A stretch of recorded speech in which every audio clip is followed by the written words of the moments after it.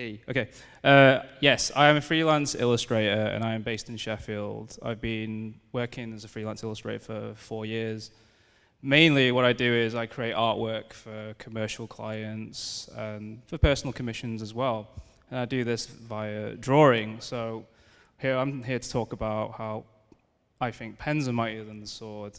I've been drawing since I was a kid, well, a toddler, if anything. I don't know if you noticed, but I even scribbled all over this photograph.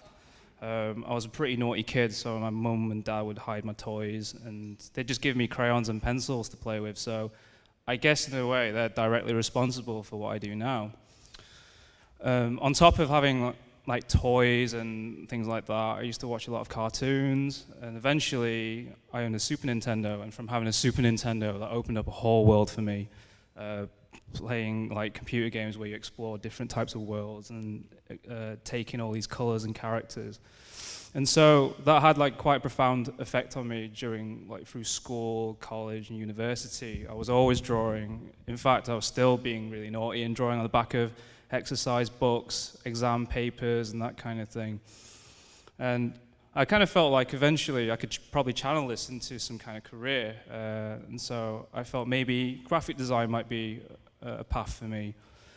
And so I went to Nottingham Trent to study graphic design. The thing is with graphic design, I found it was a bit rigid. I took to it really slowly, but then I took to illustration instead. And with illustration, it kind of taught me a different way of looking at how images are made up. Sometimes drawing isn't like the be-all or end-all, but it is like the basis of everything that I do.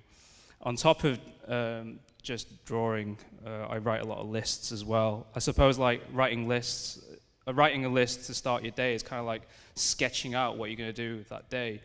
And obviously, when you're a student, it's quite a hard life staying until 5 o'clock and that kind of thing. So, but with writing lists, it's really important for me to kind of talk to clients and have an extensive list of what it is that they're after.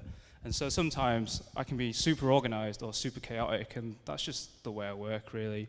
And I'm really thankful for any clients that are very patient with me with the process. But once I kind of get down what it is that they're after with my like reams and reams of lists, that's when sketching happens. And with sketches, you can kind of really go to town with like their ideas, and I suppose the metaphor is like chipping away at a stone and eventually you'll get something, and that's more or less the way I work.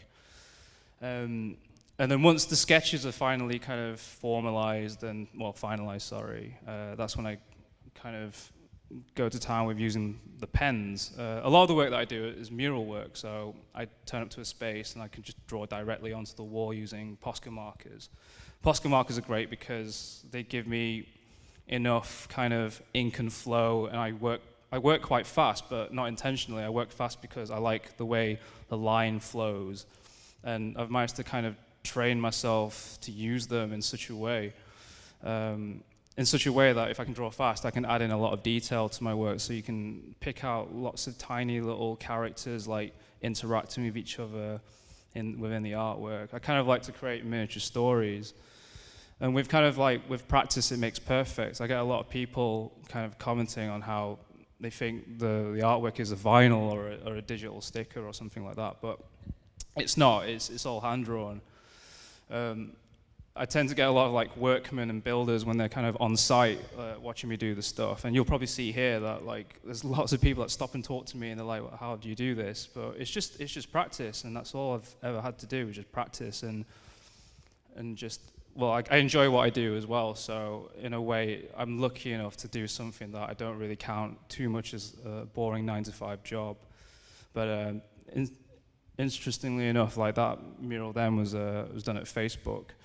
But a lot of the time, clients kind of bring me in to customize like their office space. So I'm kind of given free rein on what I draw on top of. So I kind of look around the office and find features that wouldn't normally be anything. It could be an alcove or something, or a door. Like a door can be a giant mouth, or again, a light switch can have a character that kind of reminds you like, be inspired, or here's an idea, that kind of thing.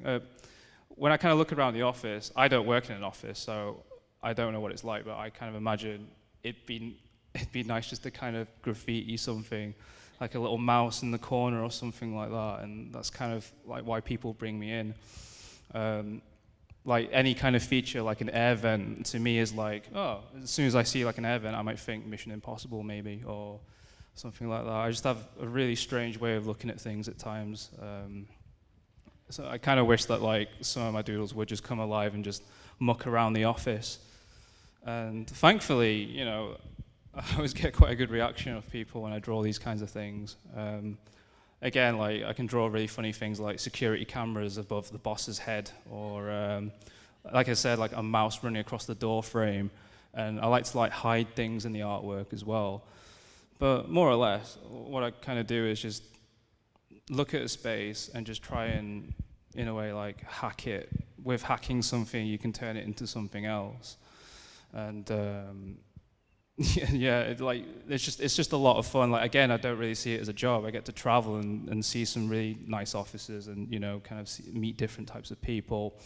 Sometimes I get to play with spaces in a way where this is the Leeds General Infirmary, and it's a waiting room. And I decided to kind of take back the waiting room and give something for give people a reason to stare at the walls when they're waiting for their next appointment, because I don't know how many of you lot have visited hospitals and sat in waiting rooms, but it can be super boring. So I like my artwork to kind of draw people in and give them plenty of reasons to like stare at it and find characters they may like, and maybe, you know, find those little stories. But you'll probably notice tonight that I'm also drawing in the corner as well. I'm also hopefully encouraging you all to draw selfies and give them to me to stick onto the wall. And yeah, like that's it, I guess.